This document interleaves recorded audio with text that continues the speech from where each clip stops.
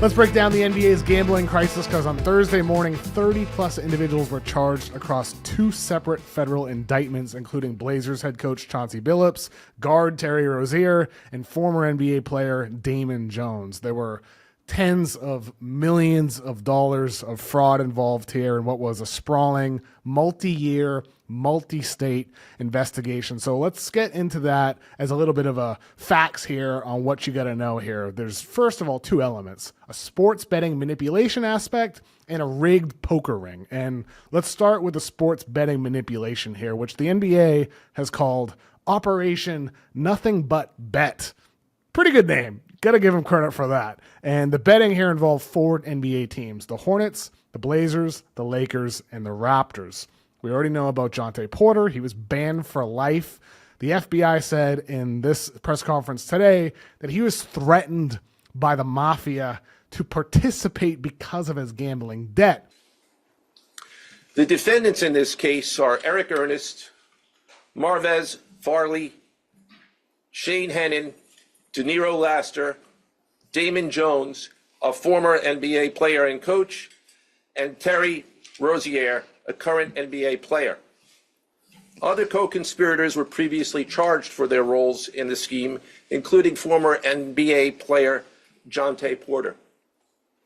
Between December 2022 and March 2024, these defendants perpetrated a scheme to defraud by betting on inside, non-public information about NBA athletes and teams. The non-public information included when specific players would be sitting out future games, or when they would pull themselves out early for purported injuries or illnesses. They relied on corrupt individuals, including Jones and Rozier. They also misused information obtained through long-standing friendships that they had with NBA players and coaches. And in at least one instance, they got their information by threatening a current player, Porter, because of his pre-existing gambling debts. Defendants used this non-public information to place hundreds of thousands of dollars in fraudulent bets, mostly in the form of prop bets on individual player performance. The bets were placed through online sports books and also in person at casinos. The defendants relied on a network of straw bettors to place the maximum amount of bets to increase their potential profits. Most of these bets succeeded, and the intended losses were in the millions of dollars. And that's just one detail here. And the others are really the big ones. This is the new information, and it all involves the year 2023. On February 9th, 2023, according to the FBI, before a Bucks-Lakers game, the FBI said that Damon Jones sold and attempted to profit from information that LeBron James would not be playing in that game. This was just a couple of days after he surpassed Kareem Abdul-Jabbar for most points scored all time. A source had told The Athletic that LeBron had no idea about it. Obviously, nothing would be admitted, but Damon Jones and LeBron had been teammates. They had worked together in the past as well. LeBron says he had nothing to do with it. Terry Rozier later in that same year, March 23rd, 2023, Rozier told defendants that he planned to leave a game early with an injury. He did leave that game early. $200,000 of wagers were placed on his unders in that game, and bets were paid out in the tens of thousands. And Rozier, according to the FBI, was there when they counted the money that they earned from that bet. One day later, on March 23rd, 2023, Chauncey Billups, who was the head coach of the Blazers at the time, told a defendant by the name of Eric Ernest that the Blazers would be tanking and that Damian Lillard would not be available. Dame is not cited. He's just called Player One in the report, but it is quite obviously Damian Lillard because of how things resulted at the end of that year. That information was not public at the time, but of course, somebody knew about it. So Chauncey and Terry Rozier, they've been immediately been put on leave by their teams here. Billups and Jones, they were involved in a separate gambling ring. And this is what the FBI has labeled Operation Royal Flush. These were rigged poker games. These occurred in the Hamptons, Miami, Las Vegas, Manhattan. But you got the Mafia involved with Billups and Jones, and they targeted wealthy victims, which they called fish. And these fish were enticed to play in these games because it was a chance to play with former NBA players. And, well, these guys show up to play poker. And, well, guess what? The dealers, the players, Jones and Billups are all in on the scam. They were systematically defrauding victims of tens of hundreds or thousands of dollars per game.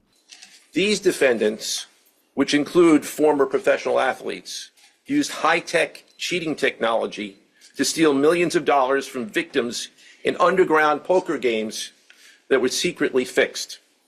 The games in the New York area were backed by the Bonanno, Gambino, and Genovese crime families of La Cosa Nostra. And how'd they cheat?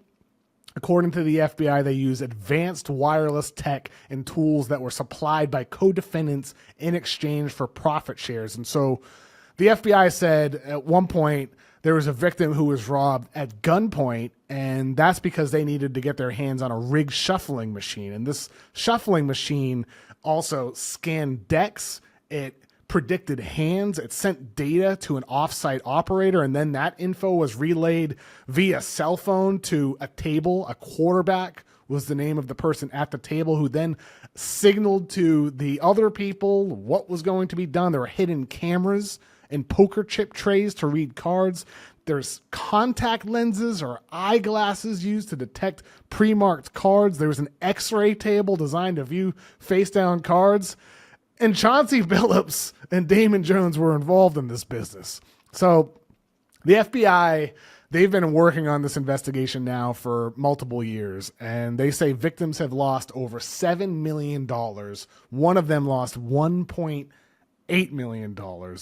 They say hours of video evidence has been reviewed, that there's been over 24 search warrants. And of course, these are just accusations, but those who are involved do face up to 20 years in federal prison as a maximum sentence. And from an NBA perspective, well, we already know the precedent here with Jontay Porter. He received a suspension for life. That's clearly on the table for Chauncey Billups and Terry Rozier. But the NBA's integrity is at risk here too, because earlier this year, the NBA got notified about unusual betting activity related to Terry Rozier. And what did their investigation find? Well, they said that he did not violate NBA rules. Okay, so months later, he's being arrested, and you get Kash Patel and the whole FBI up there talking about how Terry Rozier has been arrested. How are we supposed to trust the NBA here after, how they handled Tim Donaghy? How are we supposed to trust what they're going to do with the Clippers and the whole Kawhi and aspiration scandal? If they can't get it right with Terry Rozier, and just months later, he's arrested, and the entire FBI is out there talking about it, just strange, I mean, ultimately, I'd say, wasn't this all inevitable? I mean, this is the NBA. They got in bed with sports books, plus legalized betting expansion, plus the very explosive and popular player prop markets. All of that equals elevated risk, and elevated risk has led to literally everything we're talking about today. So does reform need to happen? I'd say so, but I don't have any perfect solutions here because, frankly, I don't think there are any. You could say that, ban player prop betting, but then they're just going to go through another door. They're going to find something else to do, and I'm curious of what you think, though. I'd love for you to leave some comments, suggestions, thoughts. How should leagues handle this? And while you're down there, please make sure to subscribe, and I'm sure this is only the beginning because the FBI has already provided the name of the documentary for us. Nothing but bet.